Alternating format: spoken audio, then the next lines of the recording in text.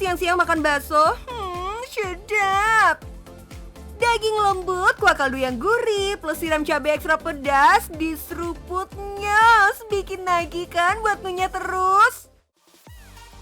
Mantan Presiden Amerika Obama aja doyan, apalagi yang cewek-cewek nih. Bakso seakan jadi makanan wajib kalau lagi ngumpul. Makanya gak heran kalau banyak banget pedagang bakso di seluruh Indonesia. Nah bos, kamu-kamu yang mau terjun ke dunia perbaksoan duniawi, kira-kira masih ada peluang cuan gak ya? Kenalin nih bos, Bang Isa, pengusaha bakso ekstrim yang menjual menunya selalu viral jadi langganan konten YouTuber dan selebgram. Mulai dari kreasi bakso beranak sampai bakso kuburan, sukses jadi sensasi di jagat perkontenan tanah air. Emang baksonya kayak apa sih bang sampai sering viral gitu? Kita menu itu sekitar ada 43 dari harga 18.000 sampai harga yang 150-an untuk yang ready di outlet. Ada juga yang custom. Custom itu dari mulai 750.000, 1 juta sampai dengan 3 juta, bahkan ada yang sekitar 15 juta atau 25 juta. Tergantung permintaan. Kalau kita sih dibilang bisa nggak bikin bakso ini? Jawabannya bisa dulu, kayak gitu. Bisa nggak? Bisa, udah. Tuh, pada denger sendiri kan, 25 juta bosku. Ya gimana nggak viral, harga baksonya aja fantastis banget.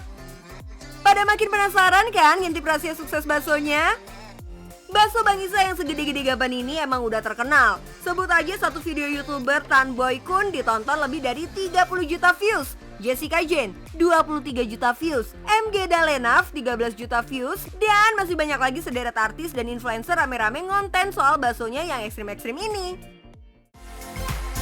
Tapi buat bikin sesuatu jadi viral nggak segampang itu juga bosku. Selidik punya selidik, sensasi viral baksonya Bang Isa bukan hasil postingan kemarin sore. Berawal dari coba-coba bikin bakso yang unik, baik ukuran maupun bentuknya biar beda, Bang Isa ngalamin viral pertama kalinya di 2015 bos. Kesuksesan gak disengaja itu akhirnya dijadiin strategi buat terus bikin inovasi dan sensasi di sosial media. Hitung-hitung sebagai iklan. Konsep daripada iklan itu seperti sedekah. Barang siapa yang kita rajin sedekah, maka banyak kemungkinan kita akan mendapatkan rezeki yang tidak diduga-duga. Begitu juga dengan iklan. Barang siapa yang besar budget iklannya, maka bahkan banyak orang yang tahu produk kita, akan banyak orang yang kemungkinan untuk datang, akan banyak kemungkinan kita closing cuan di situ. Strategi marketingnya kurang jitu gimana lagi ya kan bos? Marketing langit, ya sedekah, nanti Allah akan menambah yang lebih banyak. Marketing duniawi, ya promosi biar pelanggan jadi tahu. Cuma nggak berhenti di situ aja. Buat narik YouTuber kelas kakap ngonten dan jadi viral berkali-kali, ternyata juga ada racikan resep ajaibnya nih. Siapin catatannya bosku, resep biar konten produknya gampang disukai netizen yang budiman. Yaudah, biasanya yang di konten itu, di mereka tuh yang banyak ditonton adalah beberapa hal. Satu, kalau buat kuliner ya. Satu, yang banyak cabai-cabean. Yang kedua, yang bentuknya ekstrim atau absurd. Yang ketiga, itu yang ada meler. Keju mozzarella, meler itu saus-sausan. Dan yang keempat adalah mulur, itu mozzarella. Dan yang berikutnya adalah yang ada atraksi api-apinya gitu. Emang bener-bener ya, the power of visual. Cuma nonton video baksonya aja sampai beneran kerasa pedesnya. Tapi percuma viral kalau produk aslinya sendiri nggak seenak yang di video promosi ya nggak sih? Makanya Bang Isa nggak cuma fokus sama konten-konten viralnya doang. Doi juga fokus banget nih sama menu dan inovasi baksonya yang bakal diserbu sama konsumen realnya. Punya tim riset dan development yang ngurusin inovasi produk, ditambah tim marketing yang getol ngurus promosi, wajib jadi gacuan Bang Isa biar pengunjung outletnya ngelarisin baksonya.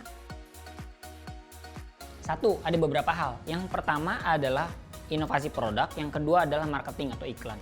Satu, inovasi produk.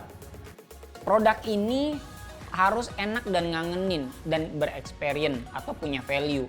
Sehingga orang akan, gue nyoba lagi dong, menu baru lagi gitu. Dan ini yang bikin kalau misalnya ketika turun, kita ngeluarin menu baru lagi, naik lagi tuh penjualan. Tuh dia bos, value alias nilai yang ada di produk kita harus benar-benar memenangkan hati konsumen.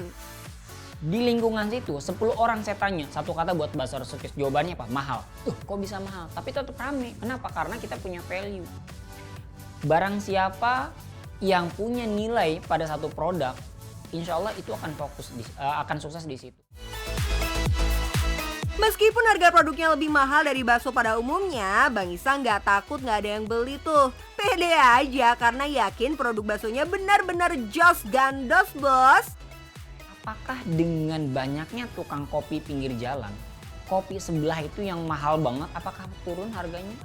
Marketnya enggak. Kenapa? Karena beda market gitu. So, ketika dalam berbisnis kita sadarin produk kita, sadari produk kita, kenali market kita.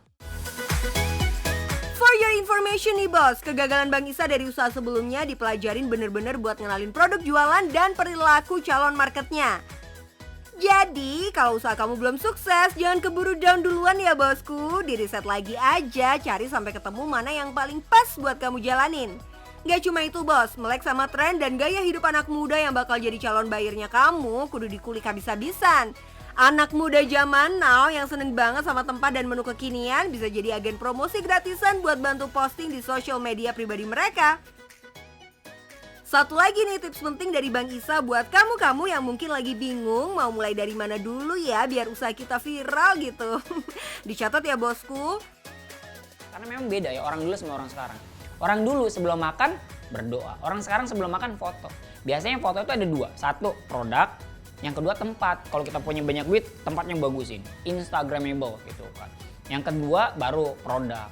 Karena waktu itu saya nggak punya uang, saya main di produk. Nah tuh, jadi kalau modal kamu masih pas-pasan, don't worry bosku. Fokus aja explore produk kamu sampai maksimal. Sukses ngelola 24 cabang resto baksonya dan punya 250 karyawan sekarang bukan tanpa proses jatuh bangun bos. Bang Isa bahkan pernah loh sampai jual rumah buat ngebelain dapur outlet pertamanya tetap ngebul. Pernah juga dulu saya sambil jual rumah. Karena kita nggak mampu buat bayar kontrakan. Gitu udah saya bilang sama istri, Dek pilihannya ada dua, saya keluar kerja, ngurus usaha atau jual rumah supaya usahanya disubsidi terus ini. Kalau kita mau sukses di usaha berarti kita harus fokus di usaha, jangan setengah-setengah, nanti omsetnya setengah-setengah kayak gitu. Jadi gimana? Masih ragu buat mulai usaha bos? Oke, teman-teman pasti bertanya, bisnis apa sih yang bagus? Bisnis yang bagus adalah bisnis yang dikerjakan, bukan bisnis yang ditanyakan. Mulai aja dulu, kasih value pada produk kita, yang penting cuan bos.